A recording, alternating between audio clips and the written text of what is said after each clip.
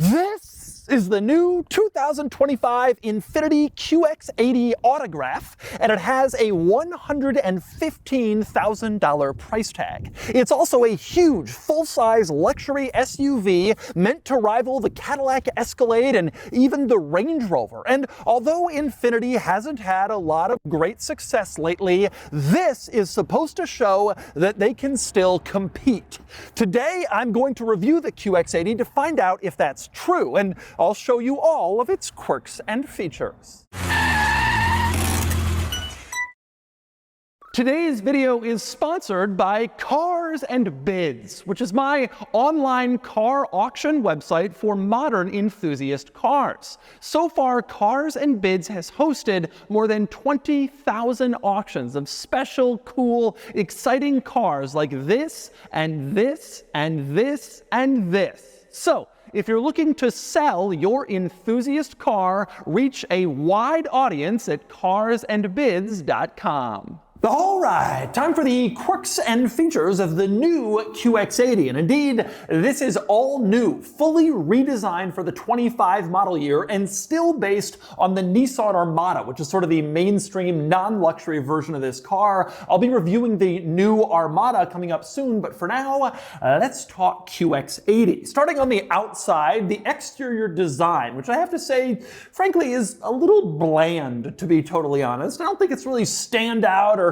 particularly exciting or aggressive, but I do think it looks better than the outgoing QX80, which always had kind of a beluga whale look to it, especially in white. It was always a little too curvy, and it didn't really have that muscular, edgy look you see in an Escalade or a G-Wagon that made you think they had attitude. It also didn't help that the old QX80 came out back in 2011, so the design was really old. This new one, maybe bland, but certainly totally different and totally new compared to the outgoing model. And on the outside, there are some rather interesting quirks and features. Let's start with lighting, and specifically the light bar in back, which isn't actually a bar, but a series of like little light bricks that goes the entire way across the rear of the car. Certainly a very distinctive look. Up front, also pretty distinctive, coming off the top of the grille where you'd normally have headlights. Those are not your headlights. Those are your running lights when the car's just driving along, and your turn signals when you put on the turn signal. The headlights are actually mounted down here a little bit lower, which is a little unusual. Some other cars do that, but well, now this one does too. Probably the most interesting lighting touch up front though is the Infiniti badge, and the grille is lit up so you can brag to everyone about having an Infiniti, as much of a brag as that is. And speaking of badging, this is the top of the line QX80 Autograph, and it actually says Autograph written in cursive on this panel in back below the rear window. Autograph on the side sort of adds a touch of class, so you know you're looking at the top trim model. Another interesting badge directly below that, integrated into the taillight, is this subtle Infiniti badge, which is kind of a neat little thing if you spot it. Less subtle, however, is the giant Infiniti script on the rear of the car. They don't even have the logo back there. It just has giant, spelled out in huge letters, Infiniti, so everybody knows exactly what this is. Name recognition isn't exactly Infiniti's strong suit these days, so they're really trying to hit you in the face with it in the back of the QX80. And next up, climbing inside the new QX80, and I gotta say, I've never been Infiniti's biggest supporter. In fact, I've openly questioned whether they will continue to exist as a brand, but Infiniti, hate or love, I got to admit, this is a really nice interior. Everything in here is top quality, and it looks and feels great everywhere you turn. The materials, the trim, the design, the style of this interior, everything is fantastic. You get this wonderful perforated soft leather on the seats. They're very supportive. They look great basically everywhere all around. You have nice stitching, great materials.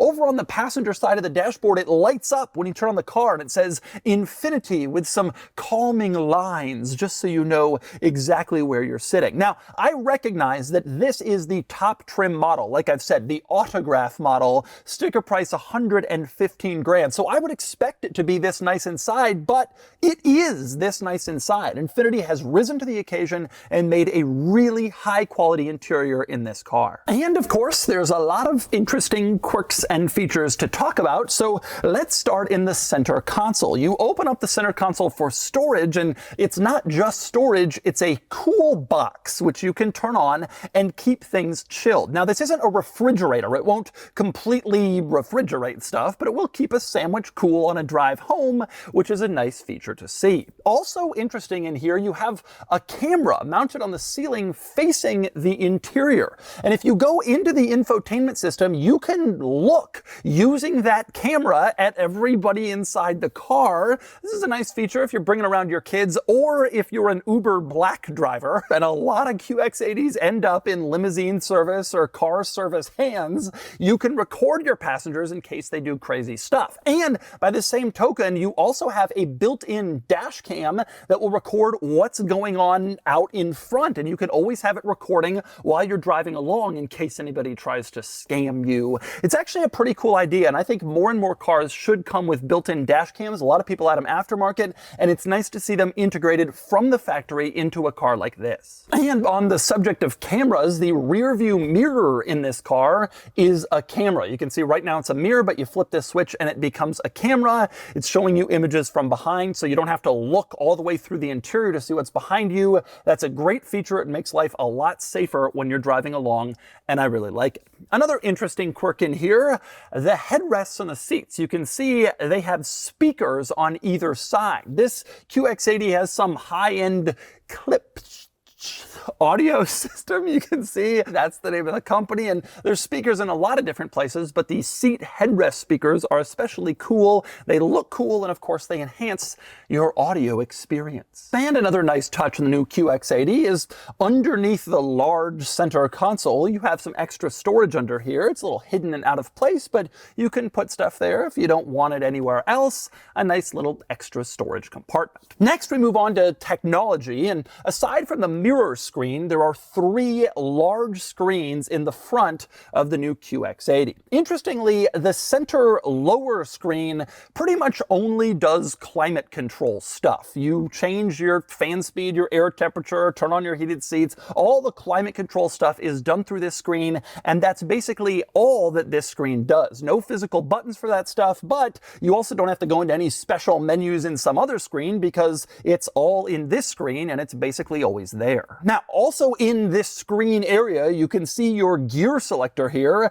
It's just a series of 4 buttons, P, R, and D. There's no column shift, no big old thing you shift into gear, just 4 simple buttons, which really frees up a lot of space for other stuff in this interior, like a center cool box. Now, mounted here, you also have a button marked camera, and you press that and it pulls up your vehicle camera system instantly, which is really cool to see. You're trying to park into a tight space and you want to access your camera. You don't have to go into some infotainment menu to find the camera. Instead, you're just driving, push camera, it comes on, and you can see exactly what's going on around you. And you even have a 3D camera selectable that you can choose and pretty much zoom around to see exactly what you want to see, what angle you want to see on the outside of the car, so you can see if you're going over a line or about to hit a curb or the car behind you, whatever. Very good camera system, and I love how easy it is to call it up. And since we're talking about that center screen, let's talk about that center screen. As you can see, it is a large horizontal touch screen, easy to operate, very intuitive and very responsive to the finger, very simple screen,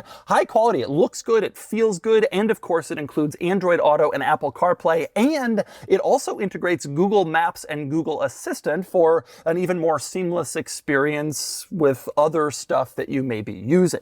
More interesting to me is the gauge cluster screen, which has a few few unusual items, the most interesting of which actually relates to the steering wheel, where the control dial on the steering wheel for the gauge cluster screen is strangely enough mounted sideways. As you can see, it's not up down, it's not side to side, but it's mounted sideways.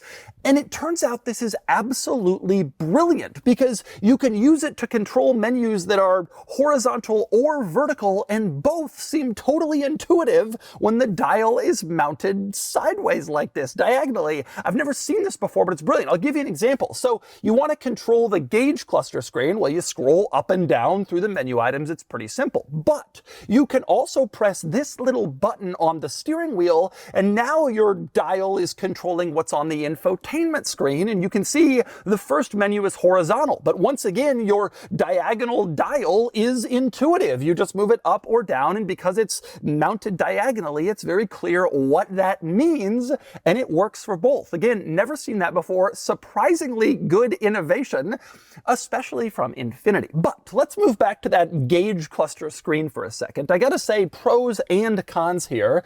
The big pro is that it's fairly configurable in the center screen to show pretty much whatever you want to see. So you want your music to be in here, your phone, your trip odometer, even the Google map that this car is linked to, showing exactly where you are. You can have it all in the center of this gauge cluster screen. And you even have an option with this screen to make that central display larger if you want to see any of those items bigger, like the radio you're on, or more importantly, the map, the navigation map. You can enhance it. The drawback with this screen, though, is you really can only configure what's in that central screen. You can't change what's on the left or right, which is a shame because it means you have to choose. You want to see your music or your navigation or your trip odometer. You can only really see one of those at a time. Not a huge deal, but it could have been done better and let you select left or right panels and have more configurability. And next up, we move on to the back seat in the QX80, and I gotta say, it is nice back here. For one thing, it's huge. You got a ton of space back here, knee room, leg room, hip room, headroom. It feels very comfortable, like you would expect from a vehicle this size, a full-size luxury SUV, but it really is nice back here. And the trim and materials are once again really top-notch in back, just like they were up front. Now again, fully recognizing this is the top-end trim level that not a lot of people are going to get. Most are going to probably end up with a mid-tier model. But if you get the nice one, you get a nice back seat, and it is quite an impressive place to spend time. And it has some pretty nice amenities, starting with a full climate control display on the back of the front center console. Not only do you have your own climate zone, so you can adjust temperature and airflow, you also have heated and ventilated seats in the back, which is a very nice luxury feature. And the seats themselves are power operated. Over on the side of the seat, you can move it forward, backward, recline, do all of the regular power seat functions you might have up front, but now you got them in back too, which is nice. And there's more back here. You can see the back of the front center console. You have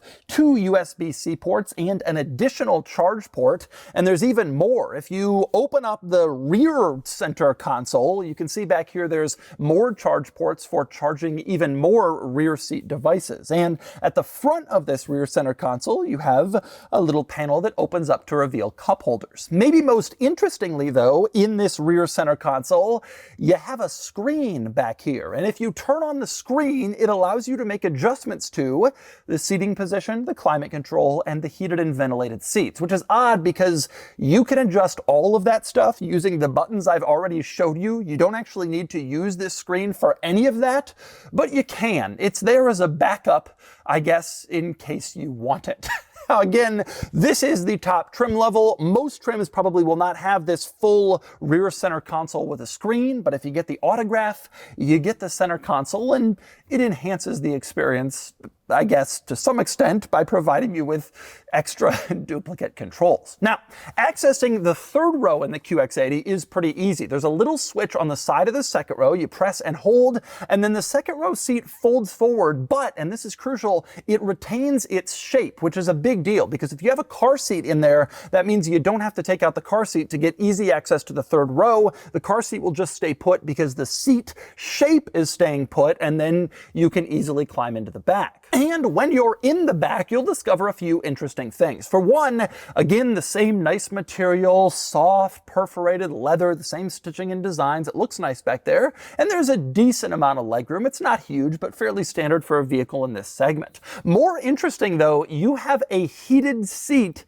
in back in the third row. In the QX80 Autograph, you can turn on a heated seat. You also have a power port back there, as you can see, and cup holders. And there's an additional switch you can use to push to fold the second row seat forward in case you're in the third row and you want to get out easily. So the third row is a pretty nice place to be. Maybe not for full-size adults for very long, but especially kids can be back there. They got enough space and some surprisingly nice amenities. And next up, we move on to the cargo area in the QX80. Open up the tailgate and you can see there's not an enormous amount of space back here. It's pretty much par for the course for a 3-row SUV because that third row takes up a lot of space. But with that third row in place, you don't have enormous cargo capacity in back. However, you do have a couple of cool things. For one, there's a shelf back here, and if you don't have huge items to put in back, the shelf essentially doubles your cargo space because you can put stuff on the lower and upper portions of this cargo area, which is nice. Of course, you can also easily lower the rear seats with the push of a button. Over on the side,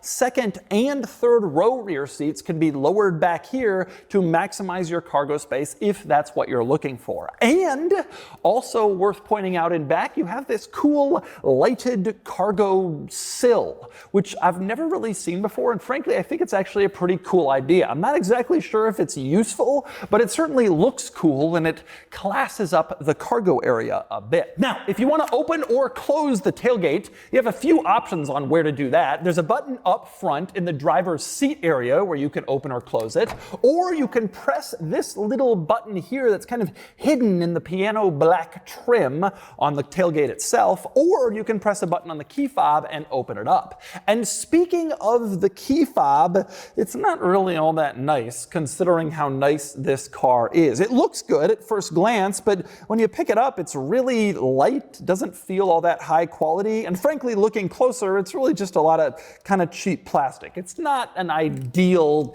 key fob situation for a vehicle this expensive. Now, if you've made it this far, you're probably wondering what is powering this thing, this big old full-size SUV? The answer is not a V8. Like other giant SUVs, it's switched away from a V8 for the new generation to a twin-turbo V6, but it's a powerful one, about 450 horsepower and 515 pound-feet of torque. Those are strong figures, and they send this from 0 to 60 in the low 5-second range, which is pretty impressive. It also allows the QX80 to have a towing capacity of around 8,500 pounds, which is more, slightly more, than most of its close rivals.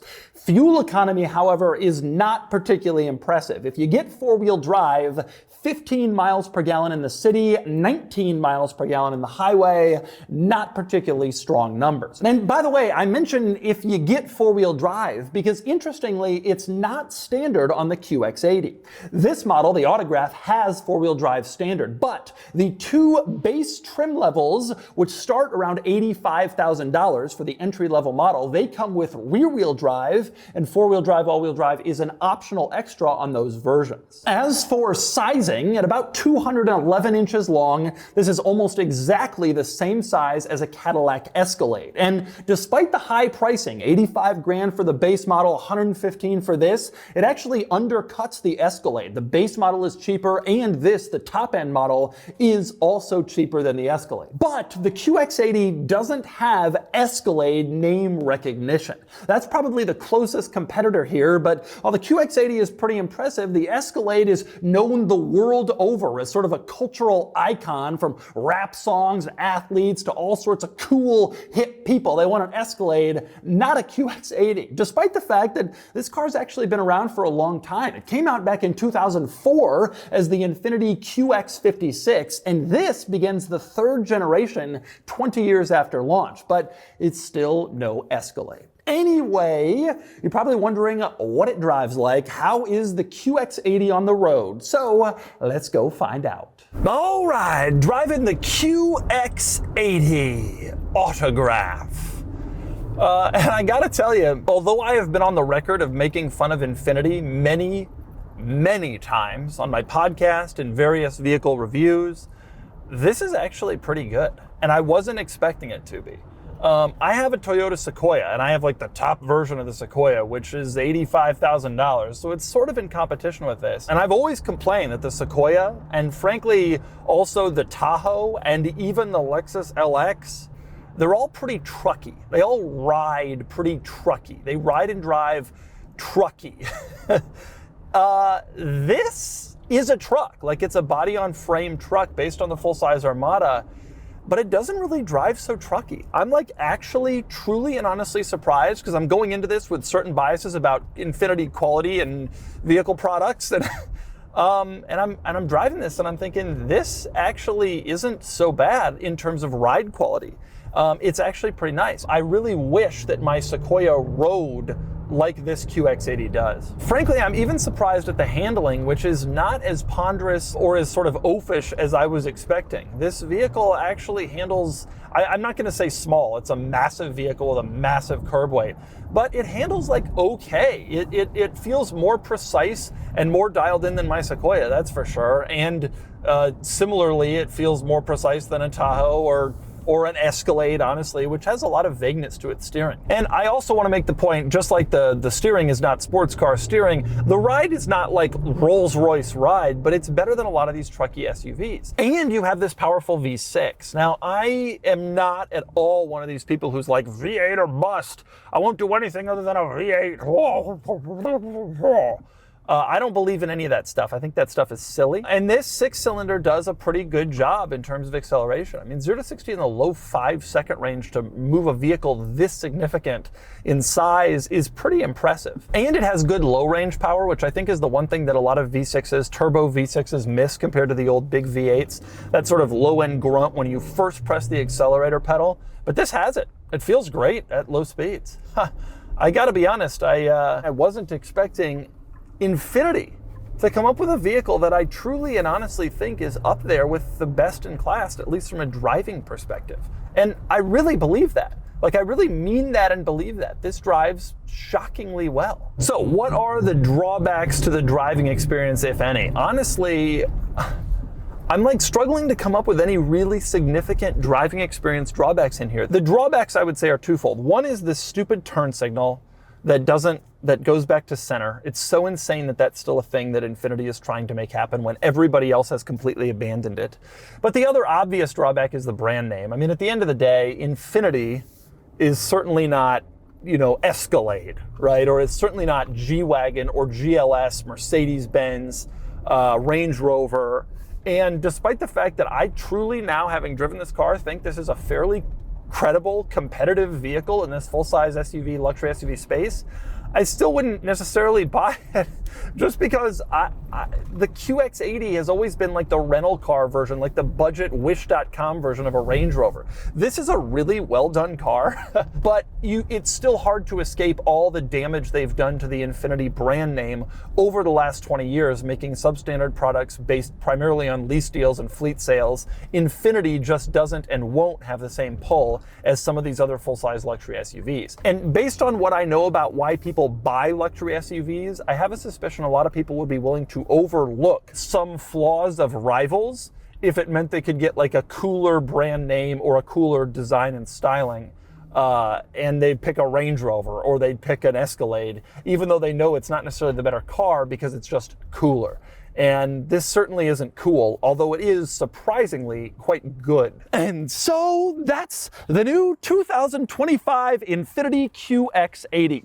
This is actually shockingly good with decent performance, good technology, and big luxury, nice materials, and a great, comfortable driving experience. But it's a hard sell at $115,000, or even at the $85,000 base price of the QX80. Again, this is a good vehicle, but it's hard to imagine a lot of people are going to pick this over competent rivals with much better name recognition and brand value. Anyway, now it's time to give the new QX80 a DougScore.